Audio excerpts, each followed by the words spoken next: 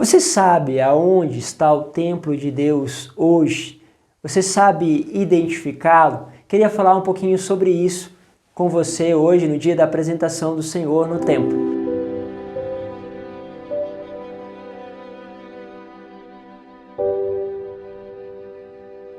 Em nome do Pai, do Filho e do Espírito Santo. Amém. Louvado seja Deus, quero já agradecer, bendizer a Deus por todos os consagrados, meus irmãos e irmãs que dedicam a vida em totalidade ao Senhor, entregaram, tem Ele como seu esposo, como aquele que leva em tudo a plenitude a nossa alma e da qual queremos fazer uma unidade completa a Ele. Louvado seja Deus por toda esta entrega, principalmente também aos mais pequeninos, aos mais necessitados. Meus parabéns, cada um de vocês que são consagrados a Deus. Também louvo a Deus, hoje é também meu aniversário. Glória a Deus por todos os bens que recebi, com tamanha generosidade de Deus, por aquilo que Ele sempre representou na minha vida. E eu agradeço também a você que tem me acompanhado e que nos últimos tempos, de forma especial, faz parte também da minha vida. Louvado seja Deus, que esta bênção também chegue aí até você. Bom, hoje a palavra está em Lucas, no capítulo 2, do versículo 22 ao 40. Diz assim: Quando se completaram os dias para a purificação da mãe e do filho, conforme a lei de Moisés, Maria e José levaram Jesus a Jerusalém, a fim de apresentá-los ao Senhor, conforme está escrito na lei do Senhor. Todo primogênito do sexo masculino deve ser consagrado ao Senhor. Foram também oferecer sacrifícios, um par de rolas e 2 pombinhos, como está escrito na lei do Senhor. Bom, é interessante pensarmos isso, né? Que aqui há um processo também de purificação de Maria, embora ela não precise. A lei diz que toda mulher que justamente tem o seu parto, por ela ter contato com o sangue, ela se torna impura. E aí, depois de um tempo, nós temos aqui praticamente 40 dias depois do nascimento de Jesus, ela vai voltar ao templo para receber a purificação. Mas Maria, ela não tem o parto normal, como todas as outras mulheres. O nascimento de Jesus é dado de forma extraordinária. Por isso, entre aspas, ela não tem necessidade de realmente viver este passo da lei. Porém, ela se coloca sob a lei. Ela se coloca ali abaixo da lei, na qual a lei se torna para ela sempre essa luz. E ela vai cumprir a lei, conforme está dito. Nós vemos isso também em Jesus, que vai ir pedir o batismo a João, mesmo não tendo necessidade, pois ele não tinha pecado. Porém, ele vai cumprir aquilo que a justiça de Deus pede. É muito interessante porque muitas vezes também a gente precisa ir e fazer as coisas conforme Deus nos pede, mesmo que para nós não tenha tanta necessidade assim. A palavra de Deus fala o seguinte, que nós devemos, antes de ofertar, colocar a nossa oferta no altar. Se um irmão tem alguma coisa contra ti, vá até o teu irmão, reconcilie com ele e depois vai e faça a sua oferta no altar. Mas eu não tenho nada contra o meu irmão. É o meu irmão que tem coisas contra mim, é ele que tem dificuldade contra a minha pessoa. Não tenho nada, não tem... Mas aí que está. Você não tem dificuldade, não tem problema com aquela situação, mas a lei te pede um passo, te pede de ir encontrar ele. Olha que interessante. E às vezes isso é muito, muito importante, porque às vezes a gente faz o seguinte, a gente faz quando a gente sente necessidade, quando a gente sente algo, um impulso. Olha para a lei, olha para a palavra do Senhor. Se ela te pede, vá e faça. A palavra continua assim. Em Jerusalém havia um homem chamado Simeão, a qual era justo e piedoso e esperava a consolação do povo de Israel.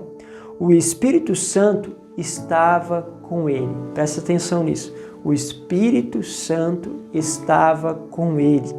Primeira coisa. Segundo, ele havia anunciado que não morreria antes de ver o Messias que vem do Senhor.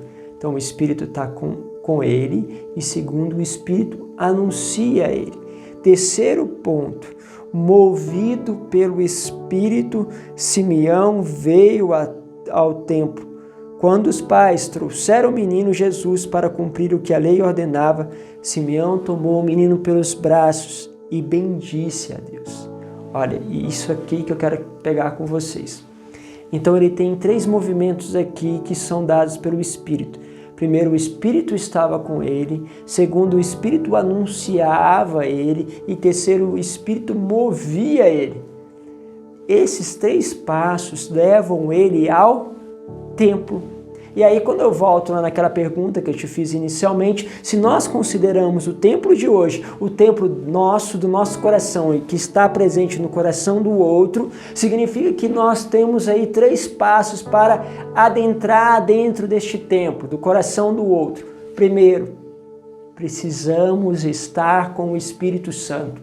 Precisamos pedir esta graça de estar na presença. Você acorda e logo pede o Espírito. Você se dá conta dessa presença, se dá conta dessa necessidade e logo pede o Espírito.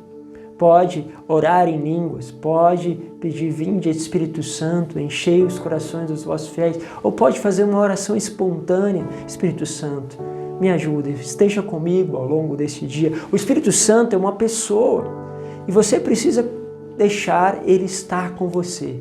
Depois, o que acontece? O Espírito Santo começa a te anunciar. E ele pode te anunciar colocando dentro de você um impulso, colocando dentro de você esse desejo de aproximar do outro.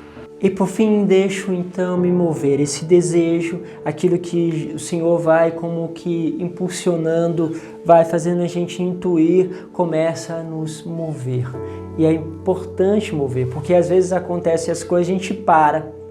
Dou um exemplo, estava saindo da missa, vi uma jovem e me veio um desejo de aproximar e parecia que como se ela estivesse passando por alguma coisa e eu deveria me aproximar e perguntar como estava. Mas eu não sabia mais nada além daquilo. Eu fui, me aproximei e falei assim, como você está? E ela olhou assim meio paralisada e eu senti um novo impulso. Peguei, dei um abraço na pessoa e imediatamente aquela pessoa começou a chorar. Chorava.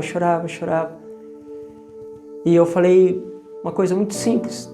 Depois desse abraço, disse, olha, sinto que Deus quis te abraçar hoje. Mas, antes de tudo isso, vem um impulso. E eu posso dizer, não é preciso, isso não. Pode vir um impulso, mas eu ficar com vergonha, o que vai pensar de mim? Pode vir um impulso e você não deixasse mover, porque você começa aqui a colocar muitos obstáculos. O importante é sempre discernir se aquilo é algo ruim. Se por natureza é algo ruim, vamos dizer assim, uma palavra excessivamente dura, se é algo ruim porque a pessoa pode ver que está julgando ela, mas se é bom, aproximar-se, falar uma palavra que pode realmente dar vida àquela outra pessoa, vai. Isso pode acontecer no seu trabalho, pode acontecer na sua faculdade, pode acontecer na sua família, porque às vezes o Deus nos impulsiona a coisas pequenas para encontrar o coração do outro. Às vezes Deus fala assim, senta ali na mesa com aquela pessoa, senta ali na mesa com o seu esposo, mas você vai lá lavar a louça.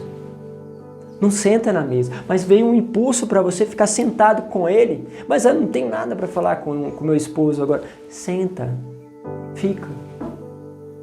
Vem o impulso para ligar para aquela pessoa. Mas não tenho nada para falar.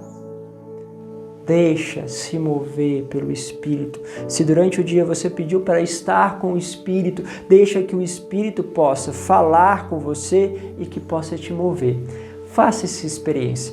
Você vai ver quantas coisas Deus pode alicerçar através de você.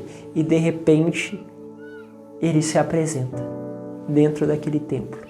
No templo do teu coração, como um Simeão, apresenta-se dentro do templo do coração do outro. A pequena presença do Senhor. E essa pequena presença começa a se tornar luz, porque Ele é luz das nações. Pense um pouco sobre isso.